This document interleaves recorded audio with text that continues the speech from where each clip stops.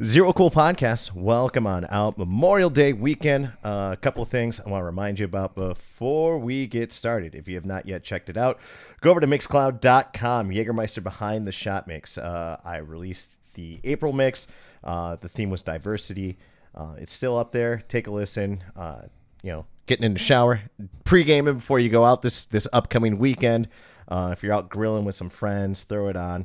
Throw it in the background, have a couple of drinks. I also uploaded recently to my Mixcloud. I've been doing a series for tailors as well, calling it the Happy Hour series. We'll be doing those every other week or so, just because of the fact that my DJ schedule is officially getting back up to full steam. So whenever I get some time, I'll be uploading those probably once every 2 weeks. If you are in the Chicago area, he'll be joining us on the podcast in about 2 weeks. Chicago Nick's Shadow Personal Training. You do jiu-jitsu, you do Muay Thai, you do MMA, or if you just want to be a gym rat like him or my good friend Quadi, who is completely yoked, go see Chicago Nick, 2618 Halstead, Chicago, Illinois. Tell him Parker sent you. He is the dude of dudes. He was the former trainer of the world exclusive Equinox. The man knows everything about everything when it comes to personal fitness, dieting. I cannot give him enough credit. He will be here in about 2 weeks to go over all those things. We had to push him off when we had Carrie here to talk about Act for Bali and saving the dogs over in Indonesia. That is all my notes. Join us on the podcast. Andy, Quadi, what's going on, brother? What's going on? How you doing? Welcome on out. I'm stoked to finally have you on here. I appreciate it. Yeah, dude. We've talked about this in the past, and I was so happy that I was looking at my calendar, and I was like, I need this is a DJ podcast. I need to get more DJs out here, man. And it's hard because, like, I know a lot of DJs, but there aren't as many DJs that I consider like really good personal friends like yourself. So this is kind of easy for both of us to just talk a little bit about everything. We've had these conversations a lot in the past. There's just the microphone in front of us now. I was gonna say, I think this is the first time we've done this sober. Yeah, right. The night's early, you know. We could probably talk for a few hours, and if we mix drinks, you'll see us convert. Also, before we go any further, too, I also want to give a shout out. Our homie Peter Pancake is in town. He's at RWB tonight. If you're tuning in and watching this, come hang out with us afterwards. I'm going to go there for sure. I think we talked about this ahead of time. You're going to join too. Yeah, we'll be there tonight. Yeah. If you get a chance, he's a good close friend of all of ours. He's originally from Milwaukee. He was out in Vegas for a while. I think he's in Ohio now. The last time I checked, I forgot which state he's in. He bounces around a lot. Yeah, he took a new job and he's out there. Hopefully one of these days I can have him on here because his story is just super unique, man. God, that'd be a long episode. Well, you know, the cool part about him is that, like, I didn't know this until I actually got to know him, is that he ran a taekwondo team over at Marquette. And that I didn't know. And we were rapping. And I was like, dude, I didn't know you got down like that, man. Yeah. I never knew that. Yeah, so it was just one of those, when you find someone else in the industry that does like a martial art and so on and so forth, you're like, oh, I was like, you get down too, bro? You got something else to talk about that you have a passion for, besides just music. Yeah. How was your weekend, man? I know you were over at Sophie last night. How was Friday for you? You did the Bucks game on, what was that, Saturday morning? Yeah, yesterday. Okay, yeah. So, yeah, it was good. It was really good. We had a crazy crowd in the Pfizer Plaza yesterday. Obviously, game 4, going for the sweep. Everybody was ready to go. It was funny because I had played, I believe that was game 2 back on Monday, and we blew them out. So, I mean, the crowd was in party mode right away. Dude, they scored almost 50 points in the first quarter. Yeah, it was like 46 or something. I looked at one of my friends. I was like, dude, are they about to score 200 points in a fucking playoff game? It was ridiculous. And then, I felt like they kind of pulled back a little bit, but I was like, God damn, dude. I was like, the Bucks are on fire. Like, they made the Miami Heat look like they were a fucking amateur team. Dude, they gassed them. Yeah. They gassed them out. And I said that yesterday, with the game yesterday. Like, you could tell the whole fan base was, obviously everybody was, man, like, we're feeling good. We're up 3-0. Even if we lose a game in Miami, we'll come back. Game 5, we got them. But everybody wanted the sweep, you could tell. And as the game progressed, like, the Bucks were down for, a majority of the game until, I think mid to late third quarter. And you could tell everybody was just kind of puckered up tight, like, oh, come on, man. And then the Bucks went on some, like, 28 run or something like that. My numbers might be off, but it was a huge run. And then everybody was just party mode, man. Like, we got this. Get the brooms out. So that was obviously a good way to start the day. And then Sophie last night, which for me is always a fun event. I get to play there generally every month. And it's one of my few opportunities to like play strictly house music. Yeah. You know, be it deep, tech, future. Obviously, there's so many subgenres. And it was fun, man. We had a good time. Shout out to my band Showdown, who was there. He was celebrating his birthday. Brought a whole crew with, and yeah, I mean, we jammed, we vibed. Yeah, definitely. Excuse me. I just ate tacos before here, so I'm like, I'm all kind of phlegmy. No, I talked to Showdown earlier this week. Big birthday shout out to him as well. Yeah, absolutely. And yeah, dude who's been in the industry for fuck ever, and I love talking with that dude because it's just it's one of those you get into those huge smart. Those huge like music conversations where you're like, oh, do you remember this record? And then like this record. Oh, did you ever hear about? And it's just like you get into those deep conversations where like you start talking about like one of my biggest ones was like I talk about when I first started DJing, where I was like one of my biggest influences was the Ministry of Sound and all those like mixed CDs that they would put out. CDs that came out, man. Yeah, where it was like the double disc, where it was like Sasha and Digweed, and then it'd be like Sasha on his own, Paul Van Dyke, Paul Oakenfold did a bunch of those series, and then like I would talk about, I was like, yeah, it's like the one that really did it for me was like, I was like, that turned me on to Paul Oakenfold, which turned me on to Transport, which turned me on to, it was a double disc. I think it was the Wall double album. It was him playing at Wembley. Is a picture of him playing at Wembley from the back. It sounds familiar. And he dropped. I used to go to CD stores. Yeah, and that's where I got him from. That's how old I am. And anytime you saw the Ministry of Sound label, it was just like, ooh. You knew it was gonna be fire. Yeah, buy it. Just get it now. Yeah. But the one that really did it for me was I remember hearing Oakenfold playing Rabbit in the Moon's Babe, I'm Gonna Leave You, the Led Zeppelin remix. Yeah. And I was like, holy shit. I was like, this dude took Led Zeppelin and like made this work. And I was like, God damn. I was like, that was something that I didn't realize. Like, I just thought it was, because when you listen to Oakenfold's early stuff, it was non-vocal. There maybe be like one vocal track. Very dubby. Yeah. And I was just like, I remember, was it track 5 on Transport? I was like, there's vocals on this one. I was like, oh, that's cool. And then like you go down further with where you progressed. Excuse me. And I was like, oh, I'm like, you would hear those remixes and you're like, God damn. I was like, you can do that? Like, and it was one of those that I felt like it wasn't breaking the rules, but it was like kind of take like a pivot into another direction. And that's what really influenced me when I started. Man, like I miss those CDs. Like I miss all those mixes. Do you still have them? You know what? Oddly enough, like upstairs in the loft, there's like a whole section of like my old like CDs I used to use when I DJ'd. Because it was like I can't get rid of mine. I don't want to. Like I never will. I'm worried. Like same with my vinyl, dude. It's still sitting at my dad's house where I'm like I might need this one day. I don't know for what, but I don't know if I can't get rid of it, dude. I don't know if like I'm a DJ hoarder or what. Nah, it's a nostalgia thing. At least for me. Like I still have. I mean, I don't even know how many records. I don't want to know, but boxes, and I always know it because they're heavy. I mean, you go pick them up, it's heavy as shit. Like, what is this? It's like, oh man, it's records, and I'll go in there like, oh, you know. And one of these days, like I've heard of other DJs doing this. Well, they'll go do a party and like they'll play straight up vinyl. Yeah, not like Serato pressed, time code, but like vinyl. Yeah, Goose used to do those parties over at Jackalope, and I forgot who was all on that bill, but I remember Goose had mentioned it, and I know Erich had done it, or Eric Erich, and Goose was doing it, and I knew they had a couple other guys that like jumped in on it where they were doing like 45 minutes or like an hour, and they did it all over at Jackalope, and I was like, dude, I'm like, I don't know if I want to go through all my vinyl to organize for a set. Because I mean, it'd be fun, but that'd be hard. Because it's hard to, like, for me, I was trying to figure this out the other day where I was talking to Colin after I did it. I went in Thursday to Taylor's and I recorded that happy hour series. Yeah.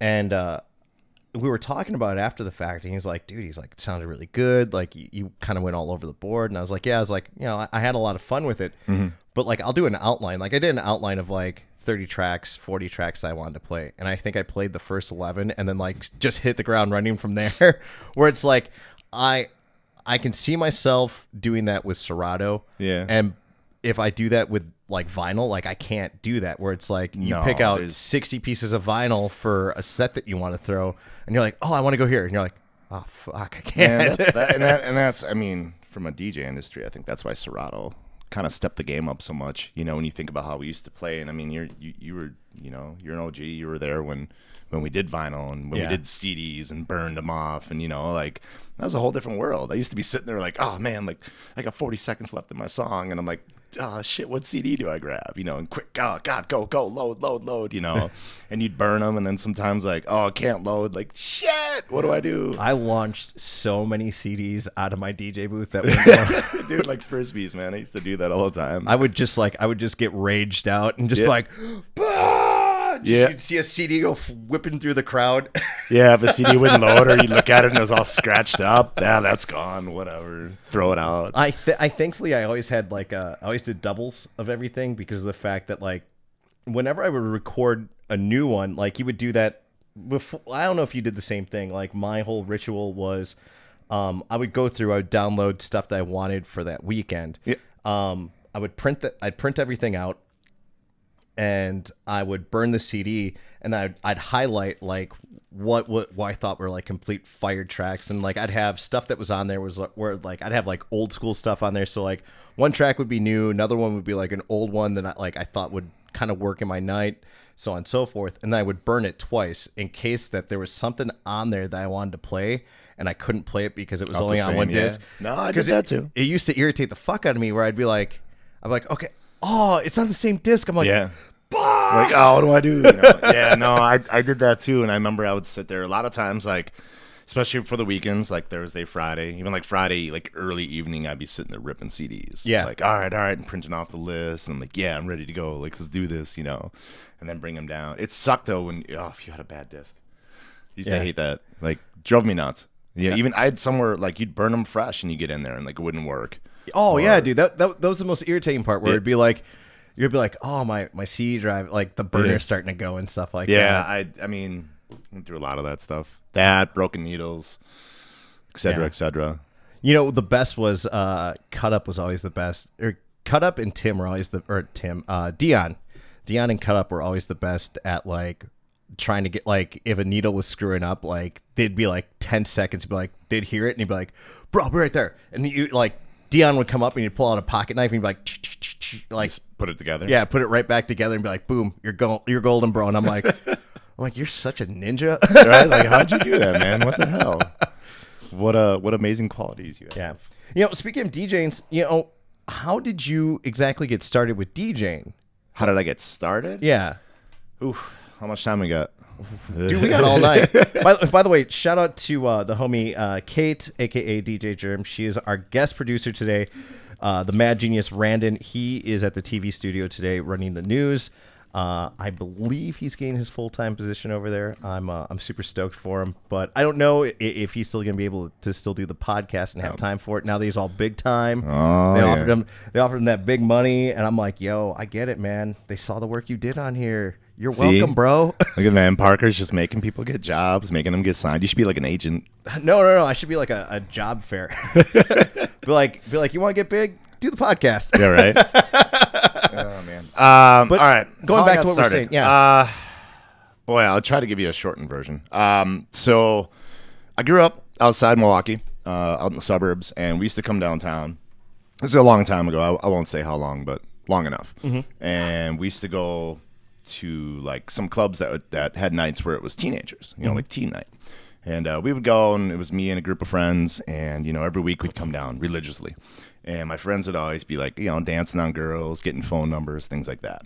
And I found I would always gravitate towards the DJ. And I'd be watching them like, dude, like this is so cool. Like, man, they're mixing songs together. And this was, electronic music was pretty big then.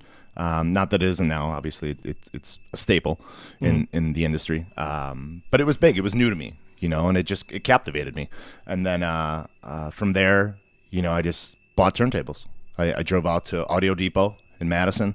Pretty much spent like my summer earnings, bought some turntables, and like I think they were all probably Newmarks. Nothing crazy. Yeah. Bought some Newmarks. Bought like 10 records, and then just practiced on the same 10 records over and over and over. And some of them were hip hop, so I would kind of work on scratching and cutting and learning things like that. And then some were more electronic stuff, so you'd work on your mixing. Fast forward, I went to college, went to lacrosse. Shout out to UWL, and this was kind of like Napster, right? Yeah. That was cool then. So again, giving away my age, but and burning CDs was like, that was kind of new. Not everybody knew how to do that. So I'd burn CDs, and I started going to house parties, and the house parties would be dope, but the music kind of like, I was like, hey man, like this one party in particular, 909 Pine, still to this day, it's burned in my brain, and wound up becoming friends with the guys that live there. And I was like, hey, do you mind if I like bring a couple CDs? We can just play them. Yeah, sure. And then a couple weeks later, I was like, yo, if I bring my mixer down and like another CD player, we could just like crossfade songs together. And within a few weeks, like I would be in the corner of their house, just mixing songs, not even mixing, just popping and fading.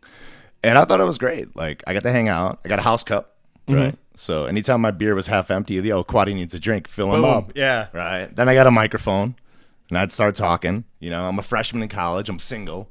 So obviously, there was perks to, I guess, being the DJ at a house party. And it just kind of went from there. And then I think at the end of my sophomore year, like started my junior year, somebody that I was friends with convinced me like, yo, I work downtown at this bar. You should go apply. Like, I think they're looking for DJs. And it's like, I've never really worked in a bar or club setting, but, sure. Why not? Let's give it a shot. Went down there, applied, met with the manager at the time, and kind of just half-assed my interview. Like, oh, you got experience? Yeah, man, I got experience. I work clubs and bars. In the back of my head, I'm like, dude, you're so full of shit. Like, no, you haven't. You have no experience. You've been playing burned CDs at house parties for free beer. And they hired me, and thank God for that. Like, because that led to obviously the start of what I thought was just a college job, but turned into more. And then I was lucky enough to meet one of the other guys there, Chavez, Aaron Holton. So shout out to Chavez if he's listening. Guy was like a second father, man, when it came to music, and just really taught me everything from mixing, counting beats, measures, keys of songs, and not only that, but just talking, getting on the microphone, pumping the crowd, things like that. And we had two different bars that we worked at. One was kind of more of a nightclub, so more of the mixing and stuff like that. The other one was more of a college bar. And we didn't even do that much mixing. It was kind of like the stuff I did in college at the time, where it was more pops and fades, but a lot of vocal work. And I also learned a lot about just how to play songs. It's one thing to know how to mix. That's cool. Anybody can learn how to mix beats. But to position your songs in the right order to create, energy in the crowd, that's different. And it kind of went from there. And I really got into it. I fell in love with it. It became an obsession, a passion. And then that led to, working my way up a little bit, dealing with more of the entertainment aspect, not just in the booth, but outside. And then I wound up buying a bar in La Crosse with two of my friends, Club Rhino, for anyone that was around at that time. That was interesting. So we had it for a few years. We had a blast. Like, we had fun. Probably drank most of our profits away, but I have no regrets with that at all. Like, we were in our 20s and it was cool. Yeah. So we had that for a few years, and I kept DJing, obviously. Like, even when I owned the bar, I'd still DJ usually 2 or 3 nights out of the week, and then some of the other nights I'd be on the floor, and even that you learn more. You get to hear other people DJ and hear how they play and their styles and things they do, and some of that you'd take, and some of it you'd hear and be like, yeah, I don't like that. Like, don't ever do that. And then afterwards, I stayed up there for a couple more years, kept DJing. I actually went back to the bars I originally had started at, and then in 2010, I kind of just made a decision, like, my time's up here. Let's go to Milwaukee. My family's here. My little brother was starting kindergarten, so I wanted to be around, and moved down here. And at the time, I'm like, well, we still gonna do this? Like, I graduated from college. I got a couple degrees. Maybe you should get a quote unquote real job. So I moved down here and I'm like, well, let's give it a few months. Let's see what happens. And I got lucky, to be honest. Jake Daney, the Daney brothers, this is when they had Sweet. And unbeknownst to me, when I left La Crosse, I had a going away party and I had invited him on Facebook. Didn't even realize it. And he messaged me and he's like, hey, like, we actually have one of your CDs here. I'm like, really? He's like, yeah, we play it sometimes when, before a DJ comes in, and we think you'd probably be a really good fit here. Like, where can I come see you spin? You can't. I'm like, I'm moving to Milwaukee. Like, I have no job. I have no gigs lined up. Like, I just wanted to get out of the cross and just move to Milwaukee. So he brought me in. He's like, well, I got a private party, and how about you come in, you DJ for it? Let's see how it goes. Sure. So went in, DJ'd. Obviously, must have been happy, and then they brought me back for the July 4th party that year. And then it just went from there, obviously. The last, several years after that, I've been lucky enough to stay involved with their operations and the other bars they own. Buckhead when it was still around, and then obviously RWB, and I guess still Buckhead, they have the back bar. Yeah. But, RWB and a lot of other bars in the area, and and it just went from there. So it's been fun. It's crazy. I'm listening to this story and I'm like, God damn, there's 1.5 million parallels between us. For myself, I was hanging with the Phi Sigma Kappas when I was going to school, and it was one of those that they would have their Thursday socials, and I would do like the mix CDs at home, where it was like I would record. What was I recording on? I think I was using SoundForge at the time. Oh my God! You know what? By the way, still around. Shout to well, it's now a Sony program. It used to be Sonic Foundry, based out of Madison. Sony bought it a bunch of years ago. I just started using Acid again, not like the psychedelic drug, but the digital audio workstation. Don't be confused, kids. We're just talking about music here. I have a parallel on the production computer behind us, and I still use some Windows-based programs. I was mostly using Vegas Video for a while, and I've moved on to Final Cut now. But I still like using Acid for certain editing aspects. One of the really cool things is with the new update that they just did, because I actually bought the program now that I actually have some money, as opposed to hacking the program back in the day. They have this update now where it's kind of set up the same way. Not Pro Tools. Hold on, let me see my computer for a second. Can you pull up the taskbar? Did I delete it? Oh, Ableton. So you have so many things in your taskbar. That is like I use 1 million production. Doesn't that would give me so much anxiety if I saw all those sitting there? I use 1 million production. I know, but I couldn't have them all on my taskbar. I'd be like, dude, where is everything? What do I do? Help. It's just easier to find. I hate hitting the applications and going through for everything. So I just if you go onto the Windows side of the computer, there's 1 million like tiles for different programs and stuff like that.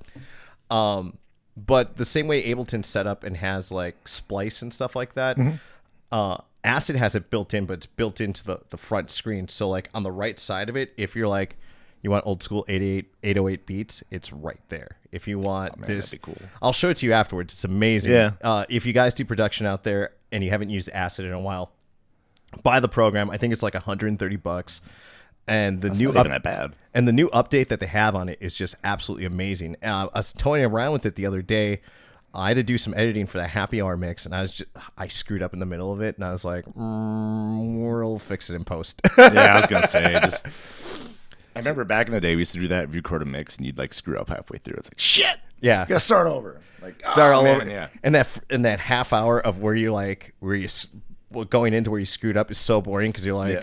I already did this. I've done this so many times. Yeah. Thank God for technology. Yeah. So now I was just able to fix it in post, and but going back to what I was saying is I used to use Sonic Foundry. I was using SoundForge to record my sets, and then like I'd go to the Thursday night party and I'd be like, "Yo, here's that fire disc," and it'd be like you'd get like I think it was 90 minutes of like a really solid mix, and it would go to like someone's like mix CD, so it would just. Like you would just feel the energy in the room exactly. or in the basement just completely drop. Where they're like, but that also shows you just how much of an impact a DJ can have in a setting. I guess I should have mentioned that too because I gave a shout out to 909, but we had another house that I was in a fraternity in lacrosse, and that was one of the other ways it started. It was like every Thursday was their house. Yeah, it was the Thursday social. And it's funny, I still know the addresses, like 411 West Ave, Thursday night. Boom, that's my spot. Let's go. Fridays, 909 Pine. And then my sophomore year, We had a cliche, like a party house, Mm-hmm. like 5 dudes, I think 5 or 6 of us, I don't know. And then on the weekends, who knows, 7 or 8, 10, however many people. However many couches they were in the living room. Yeah, and you'd find people on the floor. Like, we had a guy once show up. No lie, we were partying, and this guy just walks into our house, and this is kind of after the party had died down, and then we're talking like 3, 4 in the morning. Dude walks in, just belligerent, and just never really said a word. Just walked in, laid on our couch, and just went to bed. And we're kind of like, let him sleep, man. Like, whatever, dude. Like, he doesn't seem like he's gonna cause any harm. And the next morning, I get up and he's still there. So I kind of tap him, like, bro, you good? And literally, what state am I in? It's the first thing he said. I'm like, oh man, like, yo, you had a hell of a night, And I mean, lacrosse was so close to Minnesota. Like, I kind of figured he's got to be from Minnesota. Yeah. The dude's from like Ohio. Holy It's shit. like, bro, like, what are you doing here? Oh man, like I think it was I think Oakland Apartments was the name of it. He's like, oh, I'm supposed to be at Oakland Apartments, something. I'm like, oh, dude. He's like, come on, man, like, I'll give you a ride.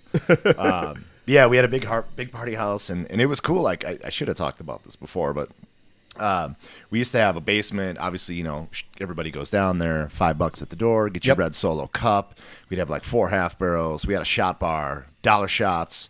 Same. Absolutely the same. This is crazy. Yeah, and we did all that, and then I was on the first floor. Like, most of the bedrooms were upstairs, 2 were on the first floor, and we would set my turntables up in my bedroom, and then we ran all the speaker wire through the heating duct downstairs, and I'd be up there. And so, like, sometimes I would DJ if I wanted to. Other times, if I didn't, we would just play the music through my computer, but I still had control of it. So I was like, all right, like, cool, like, just put a list down, like nowadays, like Spotify, basically. OG version, it was We actually had. By the way, I still have like all of my digital records. Like, really, I uploaded it to Google Drive because it at some point it hit like 1.2 gig or MP3s or something like that. Like my MP3 collection. It's something like when I put it in iTunes, I could go like 30 years without listening to the same song twice. I could see that. Yeah, and I was just like, holy crap. I was like, again, I don't want to get rid of it because I'm like, I have Spotify. I have everything under the sun, but it's one of those where it's like, well, what if Spotify doesn't have that rare, like, what was it? Jawbreaker soundtrack, whereas like that one song, Imperial Funk or Imperial Folk. Like, there's weird singles that like I've heard throughout time where I'm like, that's a really cool song. Yeah, and there's white label stuff that you'll never find that. There's a ton of those disc series that I'd gotten back in the day where it was like party bangers. Like, I've never seen that uploaded anywhere. Yeah, I've seen, like, I used to use Xmix for a while and I used Funky Mix and stuff like that, but I haven't seen those uploaded anywhere. Sometimes, like, I've searched for records before, really rare stuff, and sometimes you'll find them. Like, I found them in the most oddest way. You just Google search, and oh my God, some guy has it, but then they'll want like $300. Yeah, I was like, bro, like, come on, man, like, can't you just rip it and just send it to me? Yeah, like, I'll give you 30. Like, how's that sound? But yeah, I don't think I could get rid of my stuff. Like I said, like, be it MP3s, records, CDs, like, and bury me with it. If nobody wants it, just throw it next to me and call it a day. Eric always makes fun of me, and he's like, "Dude, you have way too much music," and I'm like, "No, I'm like, never. You can never have too much, and here it's not possible." And he kind of got my point one time when I was like, "It's really rare, and it's also really cool at the same time when you're playing a venue, and you're doing a set, and you play like, I don't know, I would say like Mayor Hawthorne isn't like a really well-known artist, but someone will come up to you and be like, yo, is this Mayor Hawthorne? And you're like, you know this? Yeah. Like, in your opening set, no, like, yeah, dude, this is a jam, so on and so forth. Do you know? I love it when people do that. And someone goes, do you know this record? And you're like, you mean this record? And they're like, bro. And exactly. That bro part right there is where I feel that we totally connect with the audience, especially early when you're just kind of doing your warm-up like set. That happy hour vibe, and you get to play with the crowd a little bit. And it's one of those where it's like, that where I feel is where you really get someone, and then you start talking online about music, and then it's that great connection, that great relationship where you're sending music back and forth to each other. They're like, do you know this one? Oh yeah, you like that? You're going to love this. And you become the human Spotify for suggestions for other people, and you turn other people on to other music. And it's great because of the fact that you find someone that gets it, like in the audience, which is super rare. But at the same time, you have someone that you can bounce stuff off of, where you're like, oh, there's this, there's that. I have so many of those like in my DMs on a regular basis. I'm just talking with people about music. I always tell myself, and it's kind of the same, a little bit different, but like just when it comes to like the things you do, you know, if you want to do like your own remixes, your own blends, mashups, if you cut a little bit, you know, even if the way you mix. And I used to always tell myself, and I still kind of do, like if there's 200 people in the crowd, right?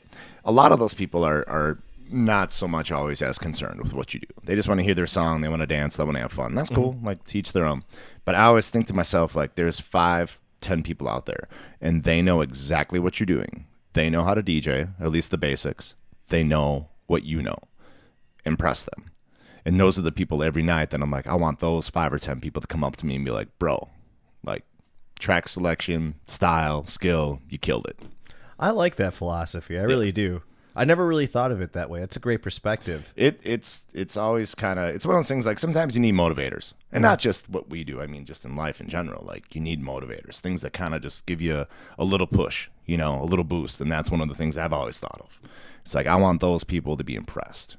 You know, even when like industry people come in, you know, and I mean, and one thing I love about Milwaukee is, I mean, the industry is so close, from DJs, bartenders, managers, everything. Like it's a family. Yeah. And I think a lot of people that don't work in our industry probably don't quite realize that. Like we're all very close and we're all very tight, and it's not always easy to get into that group. You know, like we're protective of each other, and you know, when you get in, like like you're accepted, you're with us, like you're part of the crew.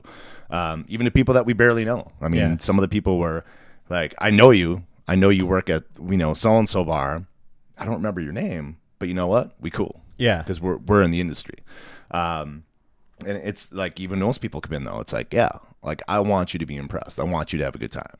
You know, like, I know you could come up here and you know, probably push me over and take over and like, let me throw a party. But, you know, I'm up here right now. So, like, let's have some fun together. Like, I want you to enjoy this. I relate to that with big shout out to DJ Analog. She was in town, I think, about a month ago, and she was at Brothers, and she was with Jesse Roberts, who used to bartend at. Well, he used to be at Taylor's, and he used to be at McGillicuddy's. I know Jesse. And he came in and he said what up, and Analog came up to the booth, and I hadn't seen her in forever. She joined the Army and so on and so forth, and then she came to the booth, and I was riding the beat off of something else, and there was like an interlude, and I forgot what tracks I was playing. I was going back and forth. I was cutting the bass on and so forth, and I just hear her go, yeah! I look over and I see her, and I was like, oh shit, yeah, what's up? Yeah. And she's like, you're fucking ripping it up. And you're like, it's one of those where it's like when you get that mad respect from another DJ in the industry, or I mean, I love that, or another person in the industry that goes out of their way to make sure that they come to your gig and say what's up. Hey man, well, you were with me. Was that a week or two ago? Yeah, for the Brothers. Yeah, I was hosting the fights, and I love that stuff. That means a lot. You know, it means a lot to me when people do that. Like, you know, and a lot of us, we don't have many nights off. Yeah. So when we do have a night off, like, where are you gonna go? Well, there's a lot of places to go. A lot of people you want to see. So when somebody takes time out of their night off to actually like stop in where I'm at, like, man. Oh, I told my so I had a bunch of people from Rufus Sport with me. And the fights were wrapping up, and they're like, so what are we going to do after this? I was like, we're going to go up to the DJ booth. And they're like, what? I was like, yo, my homie Quadi's here. I was like, I don't get to see this guy that much. I was like, the dude throws fucking sets. I'm like, we're going to hang out. And we partied for a good almost 2 hours. And then finally, I think you guys were there for a while. I think after about my 4th Guinness, I started talking shit to my girlfriend. I was like, what's up, girl? You want that thick boy energy? Come get it, girl. Oh, yeah. With 4 Guinnesses? I am such a lightweight now. I'd be sleeping, man. I'm such a lightweight. I was joking about this last night. I had kind of a rough night being at Taylor's, and I had a beer there, and Callie and I came back here, and I had another one. By the time I ended the beer, I was sitting on the bed, and I'd put the glass down. I went to go take my first step, and I fucking almost face planted. And she's like, "You are such a lightweight." And I was just like, man, you know? I was like, you give me a year and a half off essentially from drinking. Yeah. Essentially from binge drinking, I should say. The nights at Jackalope, like I barely remember because it was always one of those where like Sheldon, Eric, Josh Janis, Kingston and Jen, when they used to live here, everyone would come through and it'd always be like, "Parker, let's do a shot. Yep. Parker, let's do a shot. Yeah, Parker, you want a drink?" Welcome to Milwaukee. Yeah. And it was one of those that, it accumulates over time of just doing shot after shot after shot. And all of a sudden you realize you're doing 8-10 shots and then having a couple of drinks or beers on top of that. And then I stopped drinking during the lockdown. Like I'd have a beer here and there, but I wasn't out drinking. No. I mean, well, a lot of us weren't, Yeah. And I did the same. I think, well, the first month, I mean, I was grumpy. I was pissed, just not at anyone in particular, but just the situation. Mm-hmm. So, the first month or so, it was like, what do we do? I don't know. I got a bunch of alcohol in my house. Let's drink it. Like, woo, And then after like a month of that, I'm like, all right, like you can't keep doing this. Like, why don't you be productive with your time? And I got back into the gym. I was like, well, there's nothing else to do, so let's go work out. Let's work on music. Our Serato crates, man, I could spend an eternity on those. They'd never be 100%. Same. So it's like, well, at least work on them a little bit. Like, improve your website, like whatever. Reach out to people you haven't talked to in a while. So yeah, and I agree though with the industry getting back and everybody like going back into party mode. It is kind of like, oh, let's do a shot. I'm like, yeah, no. Like, Yeah. I need a break. I turn down so much alcohol now, and it's crazy because I'd never thought of it as such a big deal in the past. Where now it's to the point where I'm like, dude, I don't know if I can even hang anymore. And I just don't want to feel like shit the next day. Same, and it's one of those that I don't like not being in control. Yeah, and just kind of letting go. It's not that I'm not comfortable with it. It's just one of those where I'm like, no, I don't want to be there anymore. I wanna make sure I know what I'm doing. Yeah, and I've seen other people, and I've been guilty of it. I mean, I'd be totally a liar if I said I wasn't. Where there's been nights where it's like, that's not even me up there. That's a shell. Yeah, that's an alias. I don't know who that guy is, and I don't like that. Like, we're still professionals. We still have a job. Like, we still have an obligation to do what we're supposed to do. And I got random hairs in my face apparently. So yeah, I like to drink and stuff when I work, but I've learned. Maybe it's one of those, getting older and getting wiser things. It's like, yeah, I'll have a couple and a shot or two. And like, that's it. Yeah. Like, I'm good, and it's good, man. I like having control of what I do and waking up the next day. And it's not like, what the hell did I play last night? Yeah. You got to go back in your computer. Like, I played that last night. Like, I've done that so many times. Yeah. That was a younger version of me. Yeah. But what was crazy is I look back on that and I remember there was a point where if I ever got stale, Joe Conforti and Eric were guilty of doing this to me, where they would come up and they did it in tandem, where they'd be like, Parker, let's do a shot. Parker, let's do a shot. All on purpose. Parker, let's do a shot. And then it'd be like Parker would turn into rage mode. Yeah. And it would just be like raging ass party, and they're like, yeah. And then the next day I'd wake up and be like, how the fuck did I get home last night? I'd be like, Eric, did you drop me off? Yeah, we dropped you off. What? Did I do all right? Parker, you were... Killed it, bro. After 11 o'clock, we just kept feeding you shots, and you absolutely murdered it. And I was like, oh, all right, cool. But that was the ongoing joke, is that, like, if I ever got stale, they're like, we'll just get Parker blackout drunk. Yeah, sometimes that works. Sometimes it works.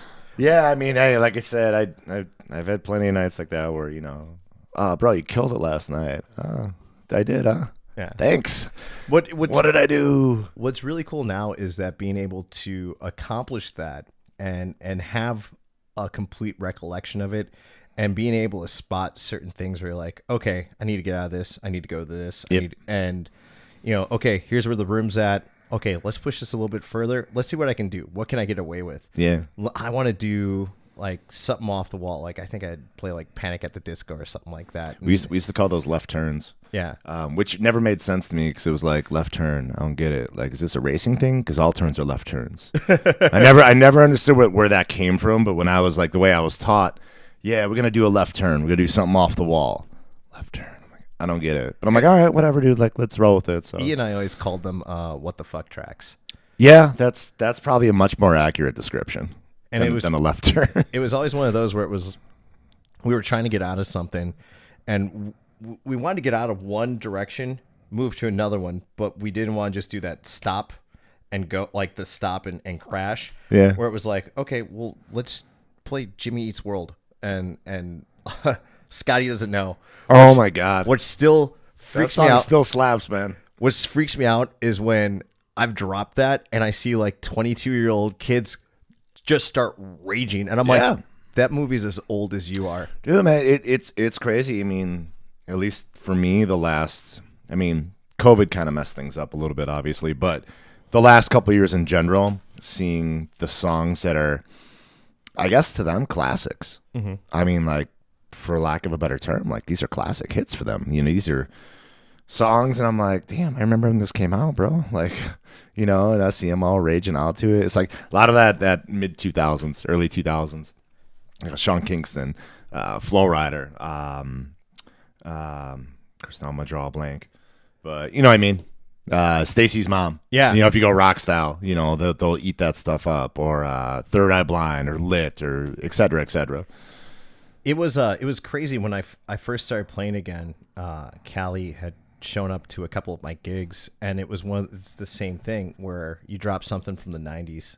I would like, my personal favorite is Semi Charmed Life.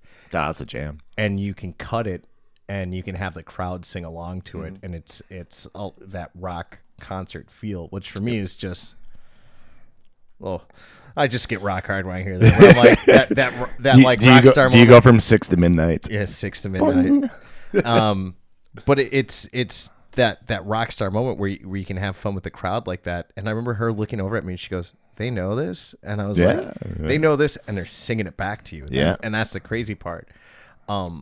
There's so much of that's out there that, you know, you look at someone who's a college kid, and you're like you have such an immense, they all have like such an immense knowledge of music, where it was like, they also have so much access to it now. Yeah, where I was like, and that's kind of where I was going with this, is I was like, you can listen to the radio, but at the same time, these kids are making playlists of like the huge hits from the last 20 years, where it baffles me too, where like, you know, some kid will come up to me and be like, "You got 90s?" I'm like, "Yeah." They're like, "Can you play Crisscross?" And I'm like, Say no more, fam. I got you. Say less. I got you. Yeah. In fact, it is up next. I'm playing a house set? Nope, we're getting right out of this. Yeah, that's great. I love that. And that's cool. I think, like for me, I know we live pretty close to each other, but like where I live, it's a very diverse demographic. I mean, I have people that are retirees living there.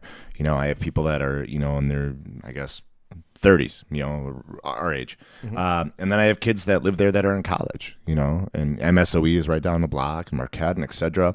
And there's so many nights, like, I'll be getting ready for work, and I'll hear, especially in the summer when the windows, you know, get opened up, and I'll hear people like pre-partying. And I eavesdrop so hard. You know, I'll go out on my balcony. I'm like, what are y'all listening to? Let me hear this. And I'll hear a bunch of kids singing songs. I'm like, oh, no shit. Like, y'all like that? You're into this? I'm like, cool. Like, all right. You know who low key helped me figure out like a lot of the like sing along tracks? Shout out to Matt Howard at Trinity, dude. Really? Oh yeah, dude, Matt. Dude, yes. 1 a.m. you roll into Trinity is the Matt Howard experience, and you're like Disney, and you're just like Disney Express. Yeah, and you're like, bro, and he's DJing essentially on an iPad, and he's slinging drinks at the same time, and I'm like, bro, like there's so many times where like I've walked out of Trinity like with one eye open, and been like, yo, that was a great night. Like, that was fun. There was something that he played once where I was like, I'm using it as a closer for like the next week. I also appreciate that Matt always keeps a gold bottle or a cold bottle of Goldschlager there. Oh yeah, that's the one thing from college that I'll just never get rid of is my appreciation for the gold. We used to do. We were idiots back in the day. Shout out to Jorge Benavente over at Crossover Gym. I'm planning on having him on here one of these days. But we used to do, when we were in our early 20s, we would do loaded Coronas. And you would take a Corona, take a shot of Bacardi Limon. Oh, yeah. Let it just mix. And we used to smash those all the time. And then I didn't really essentially realize it until like years later. I was like, oh, we're ripping a beer and a shot every time we're drinking. Yep. Yeah. We used to do those. And it was one of those where a couple of years ago, I was like, oh, I used to have those. Like, I saw it on special. And I was like, that's a special now? I was like, all right, I'll have one. And I drank 2 of them. And I was like, I'm shit It's housed. different, doesn't it? It's way different. Yeah. When you're 15 years later. Yeah. There's Chavez, the guy I was talking about before. He was a big Zambuca fan. I'm sure he still is. Oh. And yeah, like just the thought of that, I'm like just saying the word, my mouth waters. I'm like, No. dude, you're nuts. You know, here's the thing. I would always do Jägermeister, and the Zambuca was kind of like, I don't know. I think it was a Euro bar thing. Everyone's like, Zambuca. I'm like, give me Jaeger. Give me Jaeger all day. I mean, even now, like, I remember. That sounds awful right now. Here. Hopefully you're not endorsed by Jägermeister, but Be sure to check out my Jägermeister Behind the Shot mix up on Mixcloud right now. No, I used to work at a beach bar. Shout out to John Line. He was one of the guys that got me started in the industry. I worked at a beach bar as a bartender and a DJ, and one of their DJs, this guy Chip, would always do surfers on acid. Which was Forgot about Malibu, those, yeah. Jägermeister, Chambord, pineapple, and cranberry. And I used to drink those by the boatload. Ugh. And it was just one of those that when you're in your early 20s, beer is bitter. Your palate is a lot different. So that worked for me. I liked beer. Oh, I couldn't do beer. I always did mixed drinks. I was always doing vodka. I was doing Captain Cokes, fish bowls, which were dude, those Have a Nice Day. I don't know if you were around for Have a Nice Day Cafe and Bar Milwaukee. Those fish bowls were. I was in college, but I would come down here a lot, and that's where we always went. Those fish bowls used to ruin me for at least 2 days. I mean, there's bars downtown that still do those, and I've like tried them before, and it's like, man, I don't know how you do this. Like that's way too much. Brothers does like I think what they call their trash can. Like, is that what they call it? In the mini pitcher with the red. Yeah. I know they do them. I know RWB has them. I think a few other places do. And hey, I mean, I'll tell you one thing. Like I've seen them made before. There's plenty of liquor in them. And the way they make them, like you that's the scary part is you can't taste it. Yeah, you can't. You know? Yeah, and I've had people. I mean, my girlfriend's obviously she's a bartender and she's been in the industry, for a number of years. And, shout out to Sam. Yeah, hi Sam. If you're listening. No, she's probably at work right now. So, but she always tells me, people always come up, there's no alcohol in this. And I'm like, I've seen them made. I'm like, there's alcohol in it. Don't you worry. Like you're gonna be right as rain. You just drink that down and wait a little bit. I don't want to give away the ingredients, but yeah, I used to watch how those were made, and I was like, whoa. I was like, that's why I was drinking. And they're like, yeah, you didn't know. I was like, yeah. There was when I was in school in lacrosse. I think it's still there. It's called Who's on Third, and they were like in lacrosse, like the fishbowl was their thing, know. And I remember going there, and you'd stick like 6 straws in them, and everybody would just suck out of it, and get like brain freeze. And then about 30 minutes later, you just black out. Yeah. Well, all right. My fishbowl's taking over for the rest of the night. Let's see what happens. So. We were talking about before when you had owned your club up in lacrosse, and you were talking about, when you're working the floor and you're walking around, you would hear other DJs play sets. I was thinking about this because I hadn't really thought about it in a while. I was very fortunate when I was up in Wausau that I had 2 amazing resident DJs. I had a couple of them. Jason Drew was one of them. But I also had, do you know Gregar from Crooklyn Clan and Smash Vids? Yeah. So now that you say it and you say the affiliation, I'm like, yeah. So he was one of the guys that I worked with, and then Zach, DJ DeVille, was another one. All guys out of Wausau, and it was one of those that like when I would go from DJing and managing on a regular basis. Yeah. And it was one of those that, like, when I was walking the floor and stuff like that, I would hear the stuff that Zach was doing. I was hearing the stuff that Greg was doing. And I go back and I tell people these stories where I'm like, yeah, those guys were my residents. And they're like, are you serious? I was like, it's crazy how much talent came out of Wisconsin. Wausau. I mean, Wisconsin in general, but Wausau, Wisconsin. Like, when you think of these, and these are international people. In DeVille in particular. I mean, he's been in China and he's been all over the world. And they're like, you're from Wausau. Yeah. Wisconsin. Where is that? Yeah. It's like some people are like, where's Wisconsin? Like, dude, like, somewhere in the middle. Yeah. It's just in the middle of the country. Zach crushes it. But here's the thing. Zach was crushing it back then too. I never foresaw him going in the direction that he did and where he is now, where, the last time I had talked to him, he had done like a Shanghai tour. Yep. And then he had moved to Vegas. He recently moved back to Tampa. I think it was just because Vegas had shut down and he has more opportunity. I think in Florida. they were all shut down there. I don't even know, are they even open all the way yet? I think so. Pretty close. If but not, they're advertising that like DJs are going back. Like Lil Jon had said that he was doing stuff at Excess, and there was a couple of shows that were planned for like the 4th of July and stuff like that. It's gotta be close to back to normal. Plus, they're doing the International Fight Week out there. Shout out to the UFC. They really don't need my plug, but these guys are billionaires. Can't hurt. But they're doing the Poirier McGregor fight, and they're doing it without masks at the that new arena. It's right next to the MGM, and I forgot what the heck the name of it is. I think it's the MGM Grand. Now that I think about it. I think it is. I was there for the McGregor Cowboy fight, and that place is huge. It's amazing. And then, like, you exit right out of there, and you can go right into the MGM. Yep. Yeah. Of course. Yeah. Were they going to send you out to the street? Yeah. No, no. I think you had to go spend that money. I think I'll be real honest. I was stoned the entire time I was there. I think I wandered out of the MGM. I was with Jason Gilbertson, and he was staying at the MGM, and I was staying at the Palms, and I had to get back to the Palms for something. I can't remember what it was, and I ended up having to take like a $300 limo to get out of there, just so I wasn't waiting like 3 hours to get out of there. And I think I ended up splitting it with someone who needed to go to the Rio. They're like, "We'll pay $150. We're going to the Rio," and I was like, "All right, cool. Give me fair enough." Yeah, there we go. And I got back to the Palms, and I don't remember what the heck I was doing. Like I said, I don't know. Maybe I had to go get more weed or something. I was like, we're going out to the after party now. And that was the thing, dude. I like, don't get me wrong, I like drinking. But at the same time, like, being able to, like, see an artist, like, dude, I remember I went to go see 2 Chainz when I was out there. And I was just like, I was just high as a kite the entire time. If you weren't, you would have got high by the time you got in there. Just the contact high would have got you. Well, at Dre's, they don't want you having weed there at all, which I think kind of makes sense because they have such a huge markup on the alcohol that they want you buying alcohol and stuff like that.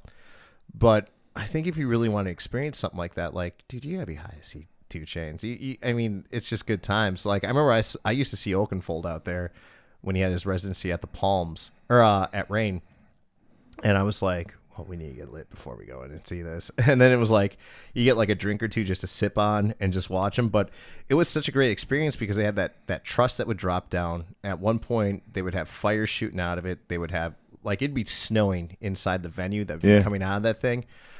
They would have people that were dropping down from the ceiling. They would have I forgot what they're called, but they would drop like fabric and people would like roll down them. Oh, yeah. I know what you're talking about. Actually, I have a friend of the family that she does that. Yeah. And I'd have to look it up and see what it says. But that was a show and a half, and there's so much there to experience, like between the lights, the sound, people dropping from the ceiling and bungee jumping and stuff like that. And I remember at one point there was a woman that came out who was wearing like a metal corset, and she was like in time with what Oakenfold was doing, and she was like hitting a grinder and just shooting sparks off her corset. And I was crazy. like, that's, and like you're just watching sparks go over your head. You're like, that's insane. How do you come up with that? What are you going to do for a living? I have an idea. You know what I want to do? I'm going to take a grinder. I'm going to wear a metal corset, and I'm going to shoot sparks off my body. No, you want to know what the real crazy part about that is? And I'm going out on a limb, and I'm making this up and being a little facetious, is she probably did that gig, left that gig, went to another gig, and probably did like Tiesto, and then probably went to like Calvin Harris. Well, she probably did. And close the night out doing a Benny Benassi I mean, show. How many people do you know in the world that, shoot a metal grinder off their metal corset? I don't know her personally, but at the time, I kind of wanted to know her personally. I'm sure she wasn't ugly, yeah. I'm sure she was, I'm sure they hired her for her intelligence and not her looks. Speaking of like really big gigs and stuff like that, like you have a number of them that you've done. You've worked with the Bucks. Yep. Does everyone know that you did pre-COVID? You worked for the Packers as well. Yeah. out of all of these gigs, what was like kind of your highlight for you? Like what, or some of the highlights, man? Because I mean, I got 1.5 million stories. Yeah. I mean, I don't have a particular job that like I would place higher than the other. I mean, they're all cool in their own right. Obviously, working for the Bucks has been amazing. This is, I believe, my fifth season with them, and you know, and it came at a good time because obviously the team has gotten better every year. You know, and I truly mean this when I say it. Like, I have a good feeling about this year. The schedule's tough. I know they just got through Miami, which they just made work out of them, which I was actually, like I said, we talked about this before, but I was kind of surprised. I was like, damn, like they just swept Miami. Yeah. Like, yo, which is a sweet revenge from last year. It's like, man, like piss off. Bye. You know, more than likely they're playing Brooklyn next. And then, you know, we'll see if they can get through Brooklyn, which I think they can. I don't think it'll be a sweep. No, it's I don't follow basketball. Brooklyn matches up. Yeah, they match up. Tough. Yeah.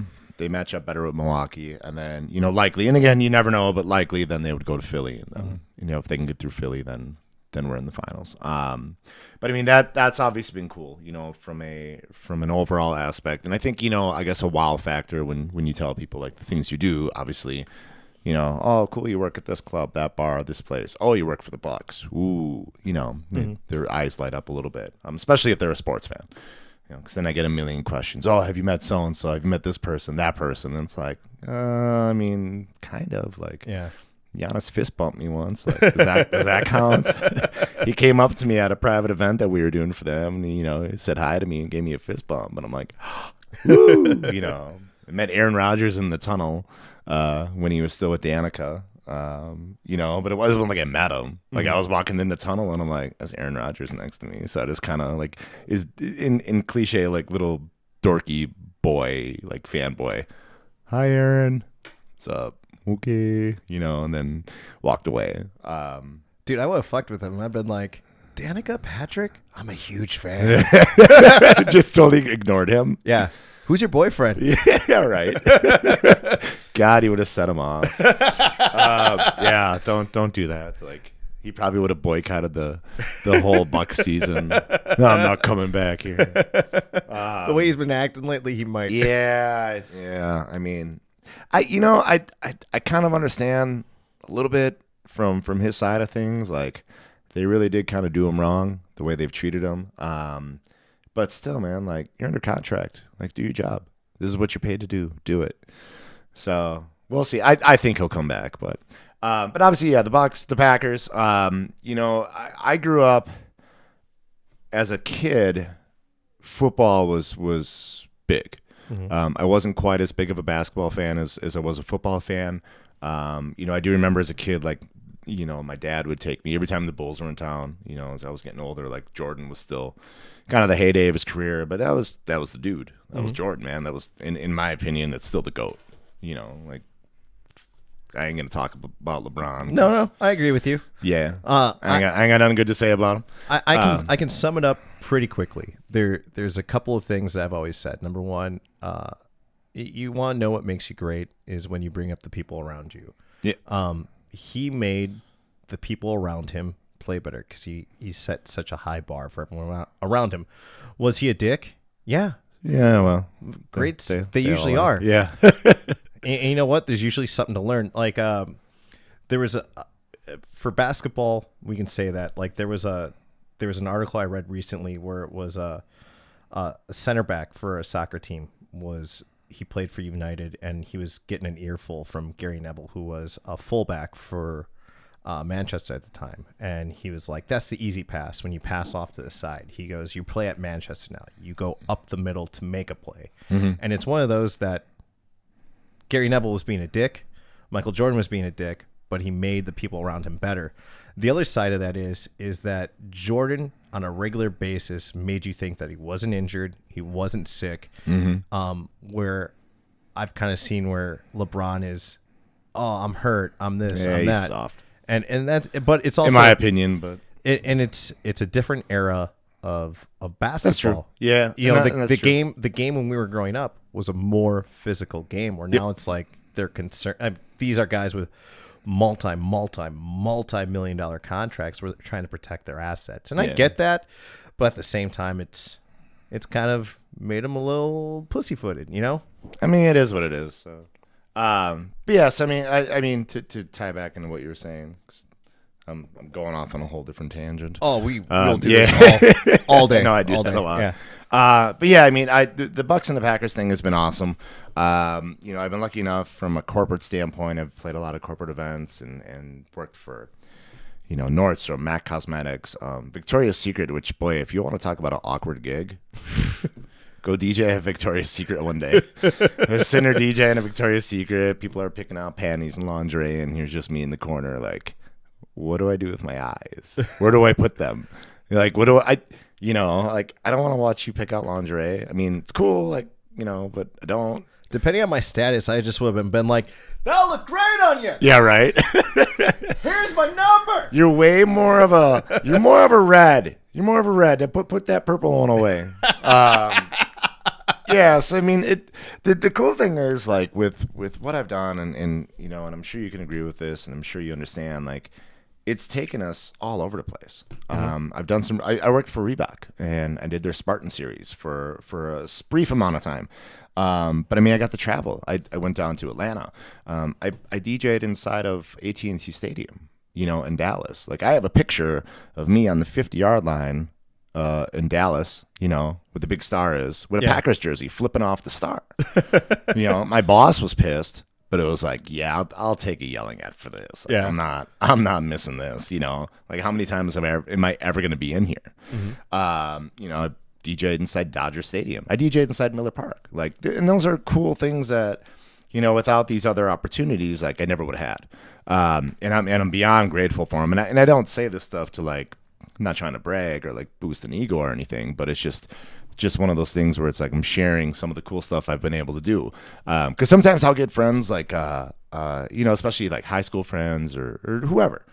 And they'll be like, so you still DJ? I'm like, yeah. Is that all you do? Yeah. It's actually pretty time consuming. Like, takes up a majority of my week. Like, trust me, ask anyone that knows me personally and they're going to tell you, like, yeah, I'm usually doing something. You know, there's prep, there's equipment, there's upkeep, I mean, look at the stuff you work on. Yeah. You know, just think about this studio and all the time it takes to set this up. You know, like, yeah, there's a lot of time that goes into it. And if you're just working this part-time, like, yeah, you're probably not going to be able to accomplish all that. Yeah. You know? It's awkward. And I can relate. Excuse me. Damn tacos. I can relate. Could have saved me one. You know what? The taco truck, we can definitely hit there again. I do not mind going back there. The El Pastor tacos over at the Taco Truck Park are just absolutely amazing. Those things are all bomb. But I can relate. I remember I went to one of my high school reunions, and I was kind of at a real high point in my career where I'd worked with Kid Rock, I'd worked with Tommy Lee. I was working with a lot of big names in the industry, and on top of that, my association with how do I put this? Adult film stars. That's the nice way of putting it. Yeah. There was 1.5 million questions where it was like, what's it like working with Kid Rock? I'm like, I don't know. I don't really see him. I introduced him to his girlfriend. I haven't seen him since. Like, Tommy Lee was kind of a dick. Like, to be honest, I can see that. And it was just one of those where I was like, dude, this guy wasn't someone. I'm like, I would have beaten the shit out of him. Yeah, no kidding. You know, Jesse James was super cool when I got to meet him from West Coast Choppers. We were chopping it up backstage. Billy Gardell and I have like an amazing story where like the opening act got fired as they were on stage. And I had to go fill 15 minutes, not being a comedian, to warm up a crowd of 10,000 people for him. And I was like, you want me to do what? Yeah, right. They're like, just go out there, do your thing. And I'm like, what's my thing? I'm like, I'm funny to you guys in a conversation. I'm like, I'm not funny to a crowd of people. They're like, oh, take so-and-so from Playboy TV with you. And I'm like, I have no idea what we're doing. But Billy has told that story numerous times where he's like, yeah, DJ and a porn star opened up for me one time in Milwaukee. No shit. Like all these stories, like they're amazing, but like at the same time, it's one of those that like because of the opportunities that were presented in front of us, like I have these really cool stories. I'm, same thing, super thankful, but it's always awkward when people are like, what's it like with this? What's it like with that? Where I'm like, dude, it's my job. It's what I do. It's what I do. But at the same time, that question of, so you're just a DJ? Well, I'm like, no, I'm like, it's a lot more that goes into it. Yeah, like, and people don't, and that's okay. Like, and I'm sure we're not the only occupation where, that happens. I'm sure there's a lot of other occupations out there where, I have a friend that's a nurse. You're a nurse, so what's my cliche like, or my, what's the word I'm looking for? Stereotypical thought of it. Like, what do you do? Change bedpans every day? Or it's like, no, like I'm sure he does all kinds of crazy stuff. And I'm sure he's very involved and very educated on, multiple facets of the health industry, So it's just, people have it's a stereotypical view. We just show up, play music, and leave. I think what a lot of people miss is that this is a business. Yeah. Through and through. I have an LLC. I have a tax code. Yep. I'm filing as a, I'm moving into becoming an S Corp. Not an escort, but an S Corp, so that I can file. Don't lie. You can tell everyone the truth. I wish I had that kind of dong to sling, to be real honest. Dude, if this medium dick gets me $3.50, like $3.50, I'd be very impressed. But no, like I have to start filing. Like I want to get to a point where I can start filing my taxes quarterly, and start being able to be more accurate with my write-offs and what I'm doing, because trying to do it once a year sucks. It's like trying to crash study for an ACT test is the best way I can explain it.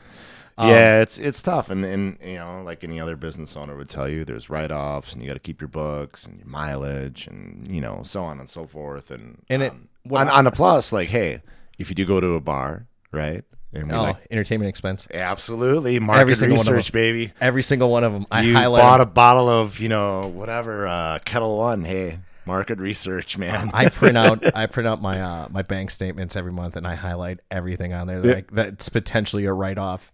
There are amazing programs out there that my dad has given me. Shout out to Primerica. If you need financial advice, feel free to slide into the DMs. I'll give you my dad's information. He is one of the most knowledgeable people. He set up my retirement and my investments for me, and I'm okay. I'm good for. He gonna make it. He gonna be all right. well, if I make it to my retirement, I might be okay.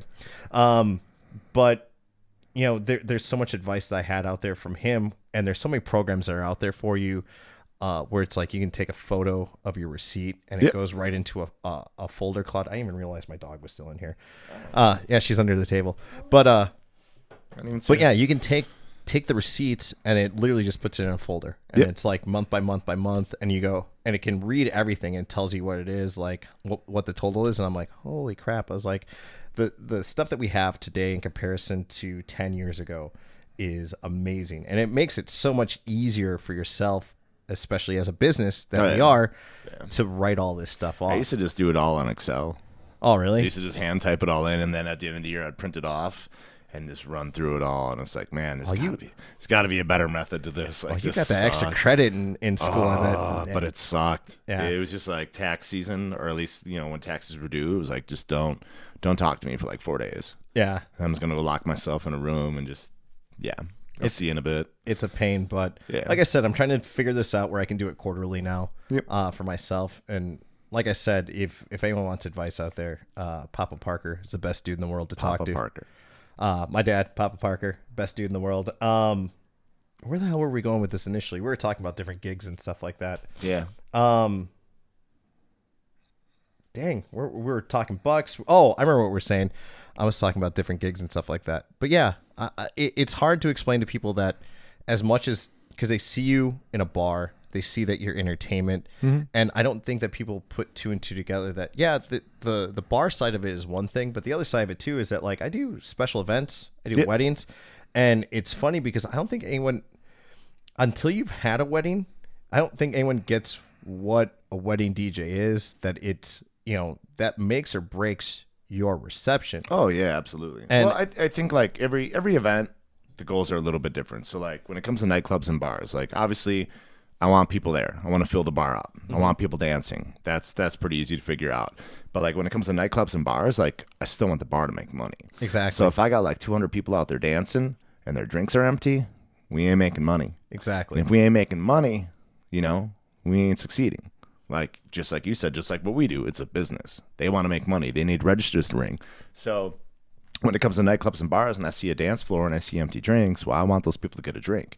So I got to find a way musically and creatively to kind of switch up, deter them, not to the point where they're like, this sucks and they leave, but enough to like, damn, I'm having a good time. Oh, my drink's empty. Ooh, let's get a drink. Let's get a shot, And then you rely on the bartenders, maybe to upsell them, get them to do doubles or maybe encourage them to get a shot or whatever.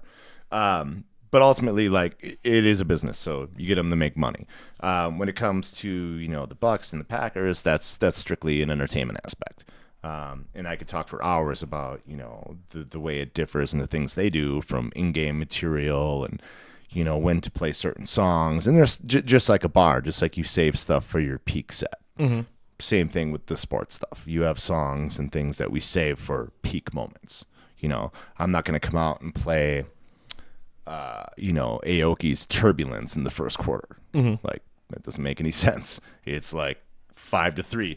We hit Turbulence. Like, no, we haven't. Like, we're just taking off here. We're good. Yeah. So, placement.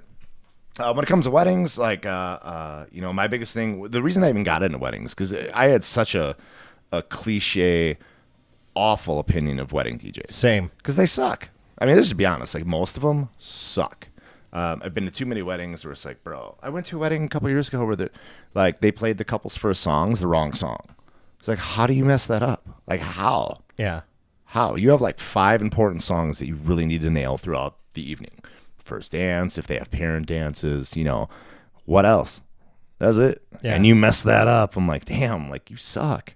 Well, and I sorry to interrupt you. No, go ahead. Before I lose my train of thought.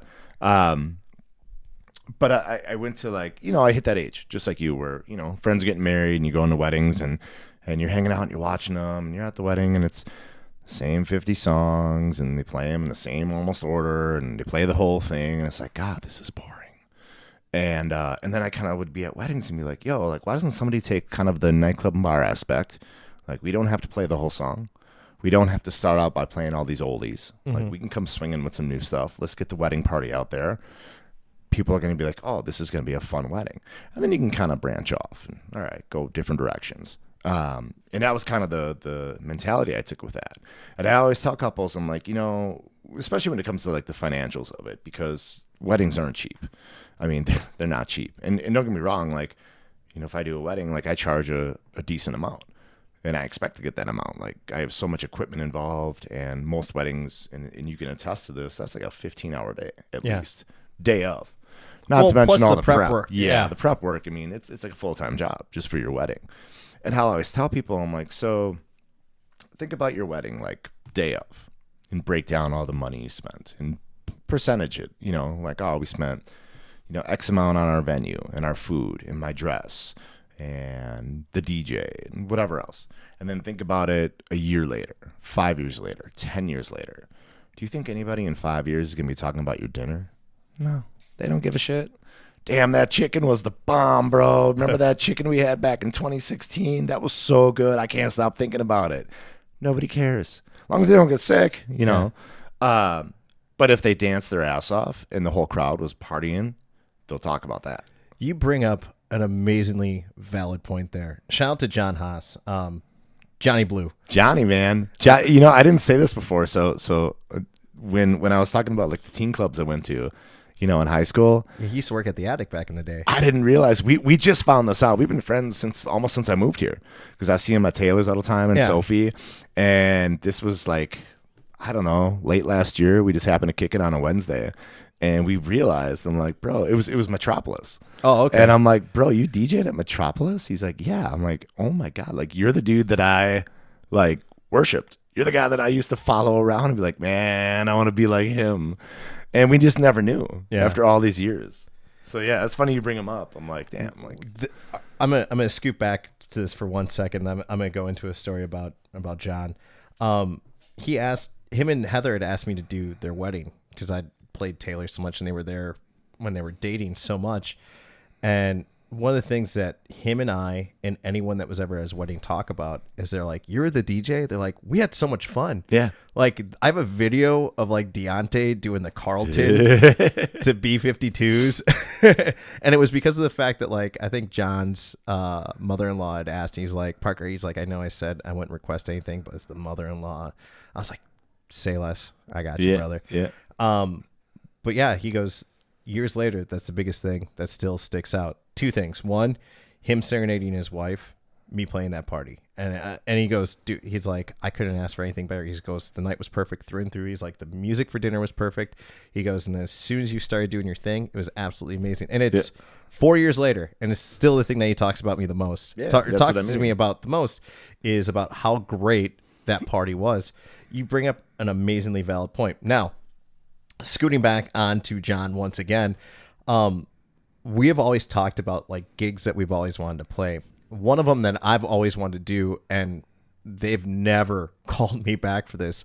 I've sent them my resume. I've sent them all my credentials throughout the years of gigs and residencies that I've had, and no one even has ever reached out to me back. Was Mad Planet. Like Mad Planet for me. Mad Planet. Yeah, so they used to do a teen night. Yeah. Also, shout out to Adrian Serrano. Yeah. He used to be the bouncer over there. This dog is just tearing ass through here. So, I'm sorry. She's having fun. Here, come here. Oh, I don't have treats for you. Come here. Come here. But What's up? Hi. Oh, went right for the microphone. Yeah. Didn't you? She's got the zoomies. Hi. You got zoomies? Yeah, my dog gets those all the time. But as I was saying, like one of the gigs I've always wanted was Mad Planet, and one of the things that John and I and Heather and I have done on a regular basis is we've gone to Mad Planet, and he was telling me the story about how he was a resident at the Addict at the time. Yeah, and whoever owns the place literally opened up the phone book and looked at nightclubs, and the first one that was listed was Attic West, and they called, and Craig Pletz had answered, and they were like, hey. We lost a DJ. Can we borrow yours for the night? Yeah. And John goes, that's the one and only time I ever played at Mad Planet in like the 30 some odd years the place has been open. Really? And he was just like, that's how I got that gig. And I was like, bro, that's an amazing story. I'm like, they won't even call me back. Okay. Whoa. Okay. Oh, what's the matter, girl? What? She just wants to run. She's like, I'm out. She's just tearing ass all over the house. I'm out of here, man. But yeah, that was the one gig I've always wanted to do, and I was always jealous of it when you tell me about it. I was like, oh, bro, you got to play there. I was like, was it when the turntables were hanging from the chains too? I was like, ah. Wait, were they really? Yeah. So there was chains that came down from the ceiling, but it wasn't like it was. You would be able to move them. Yeah. Like they were like solid, so it was like you could literally just. They weren't moving at all. So that's like crazy. The record wouldn't. I was gonna say, you said that. I'm like, wait, that doesn't. That wouldn't work. Yeah, so they're hard so that they wouldn't move. I gotcha. And it's such a cool thing to see. But yeah, that's the one venue that has never called me back. Where I'm like every year I'm like, do you guys need DJs? Can I get in here? Like there's always that one once a quarter. Like yeah, and that was always my big thing is that I've always wanted to just do 80s new wave, and there aren't a lot of places that you can get away with that. Like no, Johnny loves that stuff too. And that's the thing is that like a spot like Taylor's, you can do a little bit of everything. I had this conversation with someone recently where I was like, I love this place. I was like, you can do all the new stuff. You can do house. You can do, deep house, future house, Afrobeat, hip hop, 80s, 90s, 2000s, and then you can just mix it all together at once. And the clientele's so large where it's like everyone just kind of gets down to it. You have little groups that like a little bit of everything. Yeah, just such an amazing spot. Where did we start out with this? Weddings. That's where we were.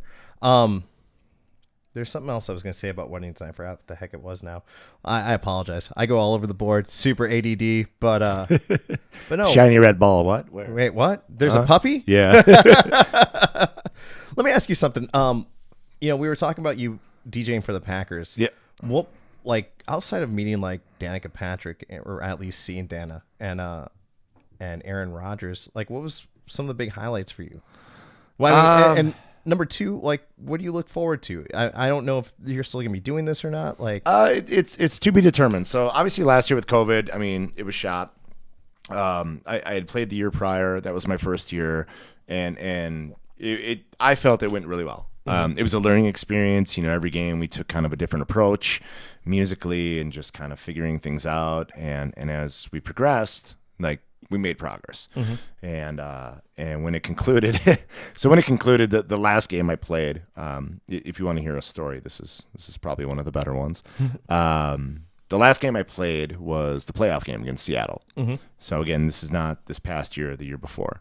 And the one thing about the Packers that we kind of talked about, and I think would have changed, was like they pretty much wanted like my track listing provided to them ahead of time. And that's cool, but it's like, if I see certain things, or if fans come into the stadium a little bit quicker, maybe a little bit slower than I anticipate, I'm going to save some songs. I'm going to move things around on the fly.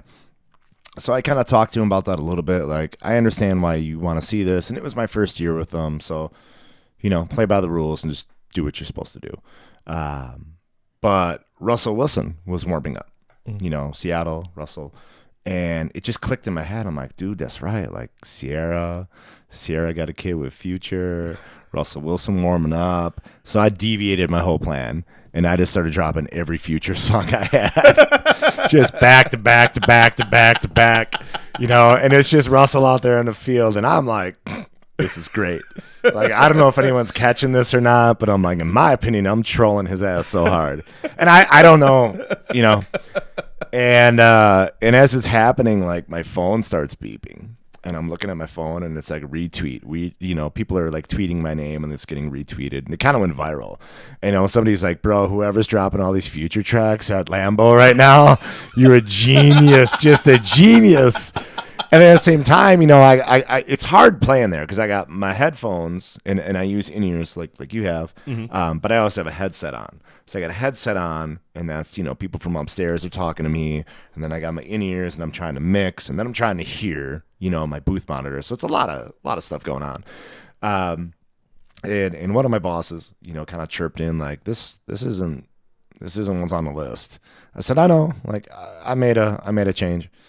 And I never even got a chance to explain it. And then one of the other people chirped in. They're like, bro, like, you got to get with the times. And this is to my boss. You got to go with the times, man. That's Russell, Sierra. These are all Future tracks. Like, Quadi, you a genius. Keep going. And I'm like, all right, somebody knows what I'm doing. I'm like, cool, And I was laughing. I'm like, well, I hope it works. Like, I hope he doesn't get pissed off and throws like 6 TDs. Unfortunately at work, they won the game. They went on to the NFC Championship. Like, cool. But that was one of those moments. It was one of those make or breaks for me where I was with the team. I'm like, I know this is my last game, no matter what. Like, the road to the Super Bowl that year was all away games from there on out. So it was kind of like, you know what, man, no matter what happens, I'm going out my way. Like, this is going to be cool. And I didn't know. I'm like, God, they might be mad. They might, like, you're done. They might think it's great. And afterwards we spoke via email. And they were like, yo, we had an awesome year with you. We were really happy. Like, we enjoyed everything. So I'm like, all right, like, I guess I didn't piss them off too bad. And it went viral for trolling Russell Wilson. So, sorry. I mean, and the thing is, I like Russell. Like, I mean, I'm a Badger fan. He played for the Badgers. So I'm like, I got nothing but love for him. But sorry, man. Like, come game day, we ain't homies. We ain't friends today. We'd be cool in a few hours, but not right now. So I don't know what's going to happen, obviously moving forward. COVID screwed everything up last year. We've been in touch. We spoke recently and just kind of set up a plan to speak again, in the coming months. Obviously I have a million things running through my head that I want to share with them, ideas and just things that, I've seen not only at other games, having a chance to be with the Bucks this whole season. Not only as a DJ, but I was working behind the scenes for a majority of the season as well, before we allowed fans back in. And just being able to be there for, literally almost minus a few, like every Bucks game, I was there. From the start of the season when we had 0 fans all the way up to now where, I think we're allowing like 16 to 17,000 in there. I learned a lot. And that's one thing, too, about this industry is, we've both been in this for a long time. I never stopped learning. Every week, every day, every month, every year, I learn things. Trends change, equipment changes, technology changes, and just my vision of things changes. So it's cool, man. Like I look back sometimes and I'll think of things I did a year ago. It's like, oof, like, man, you're better than that. Come on, and you learn and you adapt. So hopefully with the Packers, we'll have a chance to take some of these things I learned and share them with them. And if for some odd reason it doesn't work out, you know what? I had a blast. Yeah. I had a good time, and I don't hang back on things too much and worry about them. Like, it is what it is, and you just move on to the next one.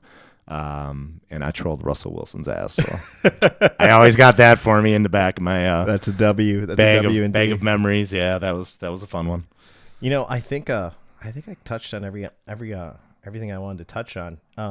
The last thing I kind of wanted to bring up was, you were one of the guys that were able to figure out how to keep working once, the city had opened up, then it kind of backed off, and it's slowly been progressing in the right direction for reopening. And officially, I think it's Tuesday. Masks off, full capacity. Cue that future again. Oh, I just threw that. I just threw that into that happy hour mix for Taylor's. And I don't know if anyone got it. I was like, you guys are gonna be playing this a lot. I was like, oh yeah, you definitely want this on there. That track's about to hit the billboard. Yeah. I you know what? I got a really cool I have an Afrobeat version of it that I really like. I'll send you a copy of it. But yeah, I threw that in there and I absolutely love it. Are you excited to get back to getting back to normal? For myself, I'm stoked for it. My experience has been is that I pivoted. I helped out my friends over at Taylor's. They needed someone kind of, no one's ever going to replace Sasha. But it was one of those, they were like, Parker, you kind of embody some of those good aspects that Sasha did. And they're like, we could use you. And I was very flattered by that. And I was like, I was happy to help out my friends. And, I wanted to see them stay afloat, and I didn't want to see them getting any fines and stuff like that. So I was more than happy to obligate them. But pivoting from DJing to that, and then now being able to pivot back into DJing, I'm beyond excited. We share residencies at a couple different places. Brothers, are you at Uncle Bucks too? I've played there in the past. Okay. I wouldn't say I have a residency there, but I've definitely played there. And a couple other spots, Hideaway out in Okachi Lake. Yeah, hometown, man. Yeah. I'm looking forward to all this, man. What's the biggest thing that you're looking forward to this summer? Obviously right now, the Bucks playoff run, that's a big deal to me. I want to see how far we can take this. And like I said, I got a good feeling about it. Overall this summer, just getting back. We didn't have a summer last year per se. Yeah. There's a lot of things we weren't able to do. So now having that opportunity to do those things and just get back to normal. Yeah. I think that's the biggest thing. Well, I'm excited for it. For myself this weekend, if you guys are partying with your mask off, as Future would say, you can catch me Friday at Uncle Bucks. Shout out to Lawrence and Ricardo over there. Saturday, you can catch me over at Brothers. Shout out to Brett, you big dick bastard. And James, Juan Good Party. Those are my homies. Love them. That's where I host all the UFC parties. That's where we're hanging out. Last month partying with you. Where are you at this upcoming weekend? God, where am I at? I got to look at my calendar. No, go right ahead, man. I don't know. So let's see. What do we got going on? I got You probably got Buck stuff too. I got RWB on Friday, and then I'm actually going to be in Green Bay Saturday. I'm going up to Stadium View. Oh, nice. So yeah, I haven't been up there. I haven't been up there in a while, so it'll be cool to check it out. Fucking brilliant, man. One last thing I was just thinking about before we take off. Myself, everyone kind of knows my schedule. I'm over at Rufus Sport on a pretty regular basis. For you, what are you doing outside of DJing when you're working out and stuff like that? What's your workout schedule, diet, and stuff like that? Oh, gym stuff? Yeah. For me, I try to go about 4 times a week. I usually go to Anytime or Experience. There's Anytime right by me, so I check that one out when I can. Diet-wise, I try to eat healthy. I'm big on protein. That's my biggest thing. Low carb, high protein. and then a lot of water, and then that's really it. Yeah. So nice, man. Yeah. I'm always curious about that. I saw the post that Keck had put up this week where he's just dude, like, Keck got jacked. yeah, fucking yoked, bro. Shout out to DJ Keck. We might have to have him on here. That, or I'm just gonna be like, yo, dude, I think it's time. We gotta teach you boxing. We gotta teach you Muay Thai. Yeah, right. We gotta put you in the gi, teach you how to snap necks and cash checks. But listen, man, I wanted to say thank you for coming on and doing this. I'm excited for next month. I have a ton of people that are coming on. My friend Kim, she's coming on. A number of people know that I work for Silk. She's gonna be the first entertainer that I have on here. Oh yeah. And I've known her we've known each other since we were 17. Well, I think she was 16. I was 17. She's a year younger than me, but we've known each other for forever and a day. I'm excited to have her on here and talk from an entertainer's perspective and kind of give everyone an idea of, what being an entertainer is about, what it's like, so on and so forth. And I think with her experience and her perspective, I think she can shed a really good light and a good light for everyone to see what it's like for her and a lot of the other entertainers. Following up after that will be Chicago Nick from the world famous Equinox and Shadow Personal Fitness or Personal Gym, located at 2618 Halstead, Chicago, Illinois. He'll be here. He'll be talking everything under the sun. We're going to be talking jiu-jitsu. We're going to be talking fitness. We're going to be talking diet. And then we're taking off for Father's Day. And then I'm going to have the founder. He's founded a number of teams throughout the Midwest, one of them being the Chicago Fire for Major League Soccer, the Indianapolis 11, and another number of other teams, also one in Madison. Peter Wilt will be joining us as well. And a ton. I have an outline of so many fucking guests I want to have on here. So shout out to DJ Katie, aka the Germ. Co-producing, filling in for the Mad Genius Randon. That's it. So we will see you next week. Quadi, once again, thank you for coming on, brother. Thank you. I appreciate it. Everyone be well. We'll see you at RWB in a little bit. Mahalo. Yeah.